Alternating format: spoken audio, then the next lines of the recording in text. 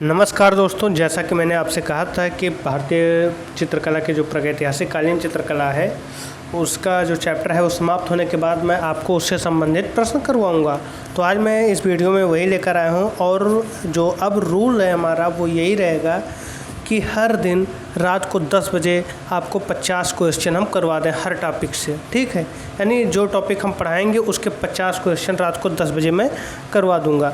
आप लोगों का सहयोग अगर ऐसे बना रहा तो जितनी भी किताबें कला से संबंधित हैं, जितनी भी ऑब्जेक्टिव प्रश्न से संबंधित किताबें हैं, उन सारी किताबों को मैं आपको यहाँ पर करवा दूंगा। उसको आपको ख़रीदने की अलग से कोई ज़रूरत नहीं। बस आपको करना क्या है कि जो भी आपको नया लगे उसे आपको नोट करते हुए चलना है। तो आइए ज़्यादा बात ना करते हम स्टार्ट करते हैं, अपने प्रश्नों को देखते हैं। MCQ जो लेकर आए हैं हम भारतीय प्रागैतिहासिक कालीन चित्रकला के पर आधारित 50 प्रश्न इसमें हम देखेंगे। तो सबसे पहला क्वेश्चन है कि किस स्थान पर भारतीय पूर्व ऐतिहासिक चित्रकारी के नमूने मिलते हैं। तो जैसा कि हमने अपने नोट्स में हमने पढ़ा था कि होशंगाबाद में भी मिलते हैं, मिर्ज़ापुर में भी मिलते हैं, भीमबेटका में भी मिलते हैं। इसका मतलब है कि उपरोक्त सभी में क्या है कि भारतीय पूर्व ऐतिहासिक चित्रकारी के नमूने आपको मिलते हैं। चूँकि कई केंद्र पाए गए थे जहाँ पर मध्य पाषाण काल और नव पाषाण काल का मानव गुफाओं में रहकर और वहाँ पर चित्रकारी करता था। हालांकि नव पाषाण काल से उसने बस्तियों में रहना प्रारंभ कर दिया था। अभी एक क्वेश्चन इस पर आपको मिलेगा भी, लेकिन मध्य पाषाण काल में उसने गुफाओं में ही चित्रकारी की। दूसरी बात यह है कि कुछ किताबों में या अधिकांश किताबों में डाटा कुछ ना कुछ गलत दिए हुए हैं। तो आपको ये ध्यान में रखते हुए हर चीज़ की पढ़ाई करनी है और ये देखना है कि जो पूछा गया है प्रश्न उस पर आयोग ने कभी कभी किस आंसर को सही माना है, किस आंसर को गलत माना है। इन सारी चीज़ों को आपको ध्यान देना पड़ेगा। अगर आप ध्यान नहीं देंगे तो आप गंभीर गलतियां करेंगे आगे चलकर।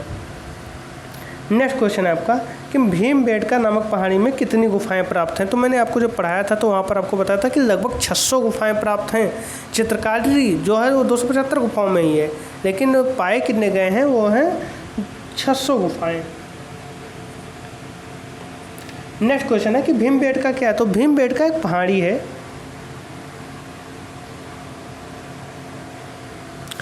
भीमबेटका गुफा कहाँ पर स्थित है। तो भीमबेटका गुफा जो है आपका मध्य प्रदेश में स्थित है, भोपाल के निकट स्थित है। 40 किलोमीटर दूरी है इसकी भोपाल से। भीमबेटका चित्रों की खोज किसने की थी। तो भीमबेटका चित्रों की खोज श्री V.S. वाकणकर ने की थी। अब आता है कभी कभी कि किस सन में की गई थी। तो कहीं कहीं आपको 1957 मिलता है और कहीं कहीं आपको 1958 मिलता है। ठीक है, ज़्यादातर आपको 1958 मिलेगा, कहीं कहीं 1957-58 मिलता है। ठीक, तो ज़्यादातर आंसर आपका 1958 ही मिलता है। तो ये आपका आंसर हो जाएगा, भीमबेटका गुफा की खोज 1958 में हुई थी। नेक्स्ट क्वेश्चन है आपका कि भीमबेटका में कौन से चित्र हैं। तो प्रागैतिहासिक हैं, बौद्ध हैं, ईसाई हैं, जैन हैं। तो नाम से स्पष्ट है कि आप भीमबेटका की गुफाओं को पढ़कर आए हैं। तो यहाँ पर जो आंसर होगा वो आपका क्या हो जाएगा, प्रागैतिहासिक चित्र है। नेक्स्ट क्वेश्चन है आपका भीमबेटका के गुफा चित्र में सबसे अधिक रंग कौन सा प्रयोग किया गया है। तो आप जानते हैं कि गेरू का सबसे अधिक प्रयोग किया गया और गेरू जो होता है वो लाल रंग का होता है। तो इसमें कोई कन्फ्यूजन नहीं। कहीं कहीं आपने जो नोट्स पढ़ा है उसमें कहीं ना कहीं मैंने आपको मेंशन किया है कि जो रंग है उसमें आपको क्या है कि दमकता लाल भी मिला है, चमकीला नीला एवं प्रफुल्ल हरा रंग भी मिला है। तो ये एक जो पुस्तक है आपका उसमें दिया गया है कि ये चीज़ें असत्य हैं। बाकी जो तथ्य ये है कि जो भी चित्र ज़्यादातर प्राप्त हुए हैं वो गेरू से बनाए गए हैं, चूँकि आसानी से उपलब्धता थी। ठीक है, कहीं कहीं आपको सफ़ेद खड़िया के रंगों का भी प्रयोग किया गया है, क्योंकि वो खड़िया जो होता है वो सफ़ेद रंग देता है, उसका भी प्रयोग किया गया है। नेक्स्ट क्वेश्चन है आपका कि भीमबेटका के चित्र अधिकतर कहाँ बने हुए मिलते हैं। तो भीमबेटका के चित्र दीवार व छत पर बने मिलते हैं। भीमबेटका किस शहर के पास स्थित है। तो भीमबेटका जो है वो भोपाल शहर के पास स्थित है। भोपाल से 40 किलोमीटर की दूरी पर दक्षिण दिशा में है। अगर ये भोपाल है तो दक्षिण दिशा में 40 किलोमीटर की दूरी पर आपका क्या है, भीमबेटका है। ठीक है, नेक्स्ट क्वेश्चन हम देखते हैं कि भीमबेटका की शिला उत्कीर्ण चित्रकारी किस अवधि की है। यहाँ आप ध्यान दीजिएगा कि शिला होता है पत्थर, उत्कीर्ण यानी पत्थरों पर जो उत्कीर्ण की गई है, गुफा चूँकि पत्थरों की बनी होती थी तो उस पर जो चित्रकारी उत्कीर्ण की गई है वो किस युग की है। तो यहाँ पर सबसे आप देख लीजिए नियोलिथिक। तो नियोलिथिक क्या होता है, नवपाषाण काल। ना से नियो है तो यहाँ पर आप लिख लीजिए नवपाषाण काल। मेसोलिथिक यानी मध्यपाषाण काल, ठीक। पैलियोलिथिक आपका होता है पुरापाषाण काल। पैलियो यानी पुरापाषाण काल, मेसोलिथिक यानी मध्यपाषाण काल, नियोलिथिक मतलब नवपाषाण काल, नियो मतलब ना तो नवपाषाण काल। चैल्कोलिथिक क्या होता है, ये होता है आपका जब हमारा पाषाण काल समाप्त हो रहा होता है, यानी नवपाषाण काल की अवधि समाप्त हो रही होती है, धातुओं का प्रयोग शुरू हो जा रहा होता है। और मैंने आपको बताया कि धातु में सबसे पहले तांबे का प्रयोग किया गया, ठीक। तो कहीं कहीं ऐसा होता है कि तांबा और पत्थर, तांबा प्लस पत्थर, ऐसी कई सभ्यताएं हैं जो तांबा और पत्थर का यूज कर रही थी उस समय, तो उसे ताम्र पाषाणिक काल कहते हैं, उसी को हम चैल्कोलिथिक एज कहते हैं, ठीक है। तो ये कन्फर्म है। अब हम आगे बढ़ते हैं। भीमबेटका लखनिया दरी पंचमढ़ी प्रसिद्ध हैं, स्तूप के लिए तो प्रसिद्ध नहीं है, प्रागैतिहासिक चित्र के लिए ही प्रसिद्ध हैं। नेक्स्ट क्वेश्चन है आपका कि निम्न में कौन सी प्रागैतिहासिक गुफा मध्य प्रदेश में स्थित नहीं है। तो सिंघनपुर, आदमगढ़, भीमबेटका ये मध्य प्रदेश में है। लिखनिया जो है वो आपका उत्तर प्रदेश में है। लिखनिया कहाँ है आपका, ऊपर में। भारत में प्रागैतिहासिक चित्रों की खोज सर्वप्रथम किस क्षेत्र में हुई, तो मिर्ज़ापुर में हुई थी। मिर्ज़ापुर की गुफा में सर्वाधिक चित्र इनमें से किस विषय पर हैं। तो चूँकि सारे लोग आदिमानव थे तो वो आखेट ही करते थे और आखेट का ही चित्र उन्होंने बनाया। नेक्स्ट है आपका मिर्ज़ापुर क्षेत्र के किन पहाड़ियों पर प्रागैतिहासिक गुफा चित्र बने हैं। तो ये है आपका कैमूर की पहाड़ियों पर। ये आपको ध्यान में रखना है कि कैमूर की पहाड़ियों पर ही मिर्ज़ापुर क्षेत्र के प्रागैतिहासिक गुफा स्थित है और उसमें चित्र बने हुए हैं। प्रागैतिहासिक चित्रों का क्षेत्र मिर्ज़ापुर किस प्रदेश में है। तो मिर्ज़ापुर जो है आपका वो उत्तर प्रदेश में है। मिर्ज़ापुर किन क्षेत्रों का कला केंद्र है। तो इसमें चीज़ें स्पष्ट हैं कि आपका प्रागैतिहासिक चित्रों का केंद्र है ये। नेक्स्ट क्वेश्चन है कि मिर्ज़ापुर में प्राप्त प्रागैतिहासिक चित्रों में नृत्य का दृश्य किस गुफा से मिला है। ये इम्पोर्टेंट क्वेश्चन है और इस तरीके के क्वेश्चन में आपको याद भी रखना है कि कौन से चित्र कहाँ से मिले हैं। जैसे यहाँ पर पूछा गया है कि नृत्य का दृश्य कहाँ से मिला है, तो ये आपका लिखनिया से मिला है। अगला क्वेश्चन है सांभर के आखेट का दृश्य कहाँ से मिला है। तो सांभर के आखेट का भी चित्र आपको लिखनिया से मिला है। भीमबेटका में चित्र कितने प्रकार के हैं। तो भीमबेटका में चित्र 2 प्रकार के हैं, 2 स्तर पाए गए हैं वहाँ पर।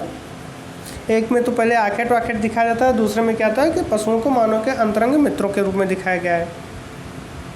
नेक्स्ट क्वेश्चन है पंचमढ़ी क्षेत्र में चित्र कितनी श्रेणियों में व्यक्त है। तो पंचमढ़ी क्षेत्र में 3 श्रेणियों में व्यक्त है।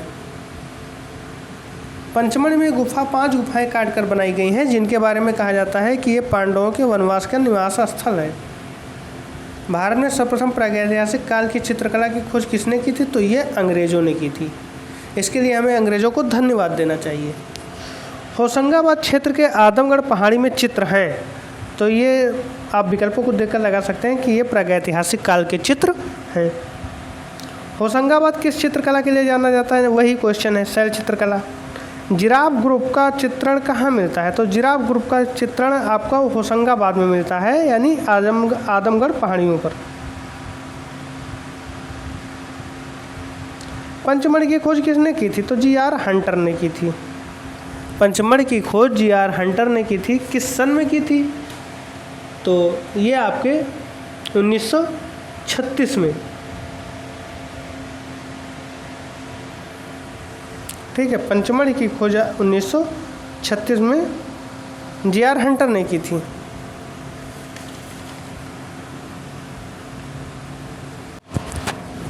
तो ये जो आपका क्वेश्चन है कि पंचमढ़ी की खोज किसने की थी, मैंने आपको बताया जी.आर. हंटर ने। अब यहाँ पर ध्यान दीजिएगा कि जो आपका आंसर है वो जी.आर. हंटर इसमें दिए गए विकल्पों में है। सबसे पहले प्रकाश में लाया था किसने? D.H. गॉर्डन ने। किसने लाया था इसे? D.H. गॉर्डन ने। D.H. गॉर्डन ने, ठीक।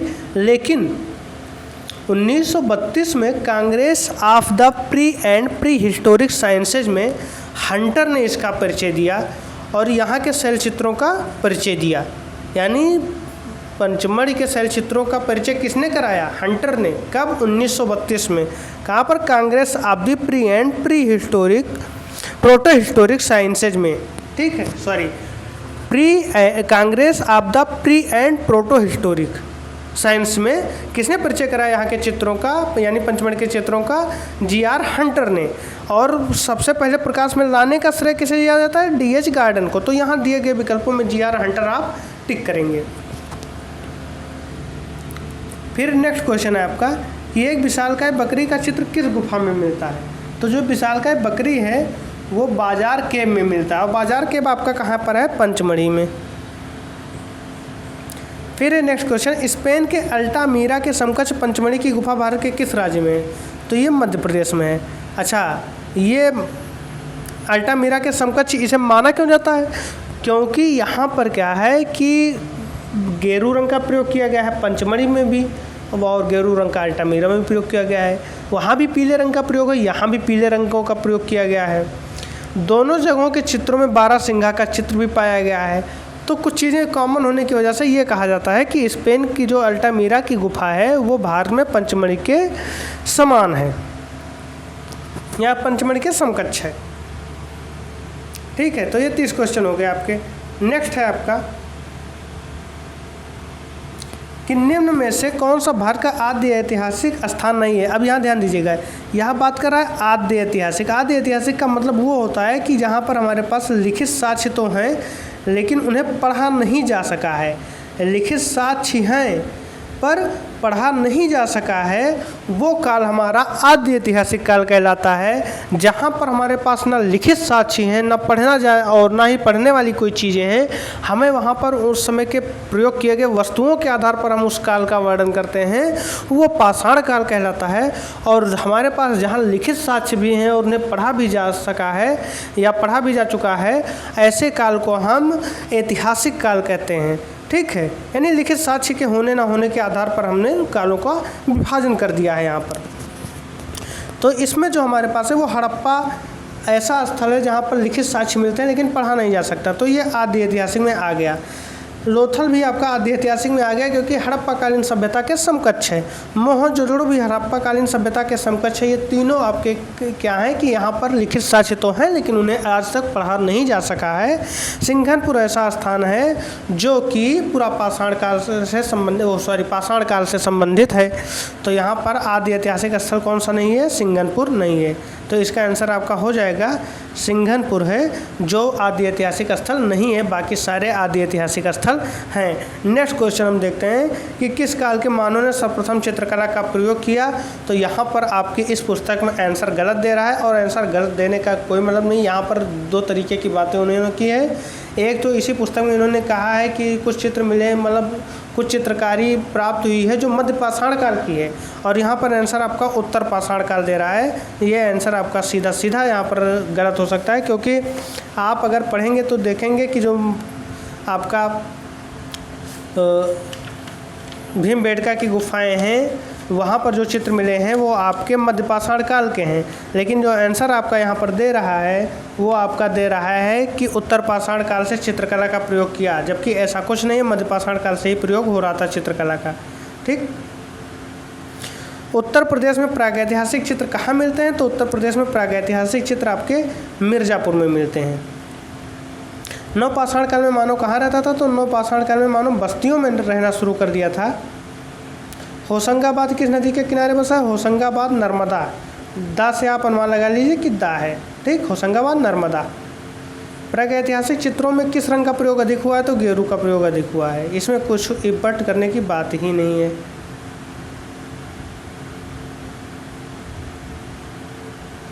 भारतीय प्रागैतिहासिक चित्रकला के लेखक कौन हैं? तो ये हैं जगदीश गुप्त। किताबों के नाम आपको याद करने पड़ेंगे, बिना नाम याद किए कुछ नहीं होगा। प्रागैतिहासिक शिला चित्रों का मुख्य विषय क्या था? तो पशु पक्षी थे। पशु पक्षी भी थे, युद्ध भी था, आखेट भी था, यानी उपरोक्त सभी थे। नेक्स्ट क्वेश्चन है आपका, प्रागैतिहासिक चित्रों की धरातल क्या है, यानी किस चीज़ पर बनाए गए हैं? तो पत्थरों पर बनाए गए हैं। घायल सुअर का गुफा चित्र कहाँ से मिलता है? तो घायल सुअर का जो चित्र मिलता है वो आपका मिर्ज़ापुर से मिलता है। चारकोल क्या है? तो चारकोल आपका कोयला है। प्रागैतिहासिक शिला चित्रों की खोज किसने की थी? तो आर्चीबाल्ड कार्लाइल ने की थी। प्रागैतिहासिक चित्रों में किसका महत्व है? तो प्रागैतिहासिक चित्रों में रेखा का महत्व है। प्राचीन युग में मानव द्वारा चित्र बनाने का मुख्य उद्देश्य क्या था? तो मुख्य उद्देश्य का जो इन्होंने आंसर दिया है वो है हृदयगत भय को शांत करना है। बाकी कोई भी आंसर मैच नहीं कर रहा है इतना। भारत में प्रागैतिहासिक चित्र कहाँ से प्राप्त हुए हैं? तो भारत में प्रागैतिहासिक चित्र सरगुजा से प्राप्त हुए हैं, छत्तीसगढ़। लेह में प्रागैतिहासिक चित्रों का केंद्र कौन सा था? तो ये ससपाल था आपका। नेक्स्ट आ जाइए, भारतीय चित्रकला का प्रादुर्भाव हुआ है, चूँकि शिला चित्रों से उससे बाकी तीनों विकल्प से कोई मतलब नहीं है। भीमबेटका से प्राप्त होने वाले चित्र अधिकतर किस रंग के हैं? तो ये आपके लाल रंग के हैं। सिंघनपुर के शैल चित्रों की खोज सर्वप्रथम हुई थी 1910 में।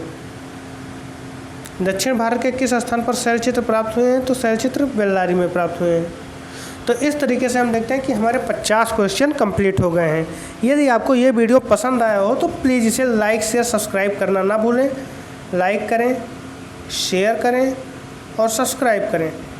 और आपको मार्केट में जितनी भी किताबें मिल रही हैं और जहाँ से भी ऑब्जेक्टिव क्वेश्चन हमें मिलेंगे हम सब आपको करवाएंगे, और साथ ही साथ टॉपिक वाइज हर चीज़ चलता भी रहेगा। तो आप प्लीज़ वीडियो को देखें, अगर पसंद आए तो आप लाइक शेयर और सब्सक्राइब ज़रूर करें। धन्यवाद।